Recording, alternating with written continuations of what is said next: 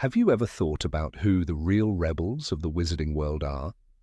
What if I told you that it's not the Death Eaters or even the Order of the Phoenix?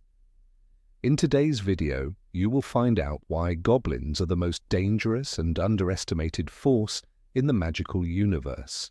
Goblins are an ancient and intelligent race in the world of Harry Potter. In the films, they seem like strict, greedy bankers guarding vaults in Gringotts with an iron grip. Sure, they're grumpy and unwelcoming, but they don't seem like a real threat. Even young wizards manage to outsmart them and sneak into their heavily secured bank. But what if I told you that goblins were never meant to be mere background characters? History remembers them not as passive vault keepers, but as fierce revolutionaries who shook the wizarding world to its core. These small but formidable creatures have launched uprisings, waged wars, and defied magical authorities for centuries. So hold on to your wallets, because the Goblin Rebellion is about to begin. No one knows exactly when goblins first appeared in the magical world, but one thing is certain: they have been around for over 1,000 years. By the time Hogwarts was founded, goblins had already established a thriving culture and strong ties with wizards. How do we know this? One of Hogwarts' legendary artifacts, the Sword of Gryffindor, was crafted by the Goblin King Ragnak I. The weapon was so magnificent that Ragnak didn't want to part with it. He insisted that Godric Gryffindor had stolen it, leading to one of the first major conflicts between goblins and wizards. Over the centuries, goblins and wizards coexisted, but tension simmered beneath the surface. Wizards never saw goblins as equals. Maybe it was because of their appearance, short, long-fingered with sharp features. Maybe it was fear of their intelligence and craftsmanship. Either way, goblins found a way to thrive despite discrimination.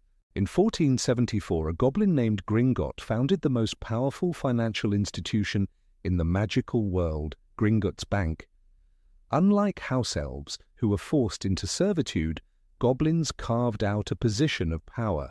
They controlled the wizarding economy and wielded a unique kind of goblin magic, one that didn't require wands. Goblins aren't just smart and hardworking, they are also fiercely proud and deeply resent injustice. And when they feel wronged, they don't stay silent. Throughout history, goblins have led multiple uprisings against wizard kind. Every time wizards imposed unfair laws or tried to restrict their rights, goblins responded with rebellion.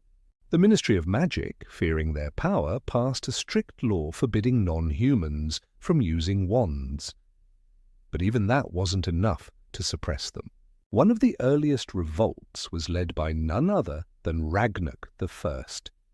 Still enraged over losing Gryffindor's sword, he launched an armed rebellion against the wizarding world. It took the combined force of wizard armies to put it down. But that was just the beginning. Over the centuries, goblins staged at least 7 major revolts.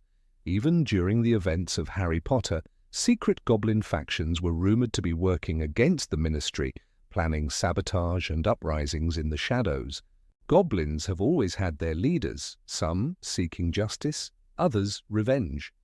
Here are some of the most notorious figures in goblin history. Gurg the Filthy, a 17th century goblin ruler who led a violent rebellion after young wizards humiliated him by dunking him into a lake. What started as a petty insult turned into a full-scale war. Godrod Callous Hand, a goblin assassin responsible for the deaths of multiple wizards. When he was finally captured, his fellow goblins rallied to free him, sparking another uprising. Narlak, a goblin gangster in 1920s America running an underground bar, a key figure in Fantastic Beasts. He proves that goblins never lost their edge. Bodrig the Crooked, the leader of the Goblin Brotherhood, an organization demanding the right to use wands. His protests escalated into riots, shaking the magical government. So next time you see goblins hunched over their desks at Gringotts, remember, they are not just quiet bankers. They are warriors, rebels and strategists, always watching, always waiting for their next move. The question is, what happens when they finally strike again? The Ministry of Magic always claimed control over the wizarding world. But what if there was a force operating in the shadows, preparing for centuries to overthrow it? Goblins were never content with their place in the magical hierarchy. They remembered every law that restricted their rights, every act of disrespect from wizards, and every betrayal. And while wizards believed goblins were nothing more than disgruntled bankers, the truth was far more dangerous. The first cracks in the illusion of peace appeared long before Harry Potter's time. In 1612, a goblin uprising erupted in the mountains of Scotland. The ministry barely contained it. Official records state the rebellion was crushed. But some historians believe it was merely a test, an experiment to see how wizards would react to a larger-scale revolution. A name often whispered in old documents is Urg the Unclean, a goblin leader who vanished before he could be captured. Some say he never died.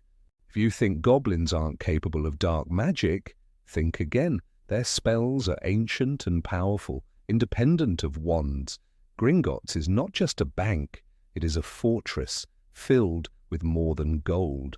Some say it holds weapons forged in secret, enchanted objects that could shatter wizarding society. When Harry, Ron and Hermione broke into Gringotts, they expected vaults filled with treasure. Instead, they encountered multiplying curses, burning treasure, and unseen traps. As Griphook once said, your wizarding arrogance is what blinds them. Goblins had been hiding their true strength all along. The laws against goblins using wands were not simply a matter of control, the ministry feared them.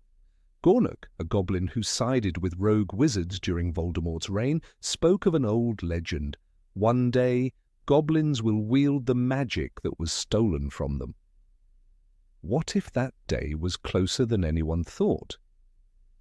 Some say the goblin resistance operates from within Gringotts itself, using its vast tunnels as meeting grounds for rebels plotting their next move. Bogrod, the goblin who oversaw Gringotts during Harry's time, wasn't just a banker. He was rumoured to be part of an underground movement called the Silent Gold, a group of goblins who believed financial power would eventually bring wizards to their knees.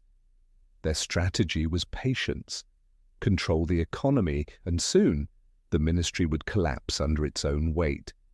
After all, what wizard could function without gold? The ministry, blinded by its own arrogance, never suspected just how deep the goblin network ran. During the Second Wizarding War, many goblins disappeared. Some claimed they fled in fear of Voldemort. But what if they went underground, using the chaos to advance their own plans? The ministry focused on the Death Eaters, never realizing there was another battle being fought in the shadows. There was one wizard who saw the warning signs. Barty Crouch Sr., head of the Department of Magical Law Enforcement, once issued a report stating that the goblin race does not forget, and one day we will regret underestimating them. His concerns were dismissed. Shortly after, he lost his position and was later found under the Imperious Curse, unable to speak of what he knew. Coincidence? Even Dumbledore knew the goblins' loyalty was fragile. He often negotiated with them, ensuring their neutrality in wars, but Griphook, like many of his kind, saw through the wizard's kindness. "Wizards are no better than thieves," he once told Harry. "They take what they want and call it their own." Goblins did not see themselves as part of the wizarding world. They saw themselves as prisoners in it. Now imagine if the goblins finally acted. No dramatic explosions, no open war, just silence. The ministry wakes up one morning to find every vault in Gringotts empty. No wizard can access their gold. Businesses collapse overnight. The goblins, unseen and unheard, have already won.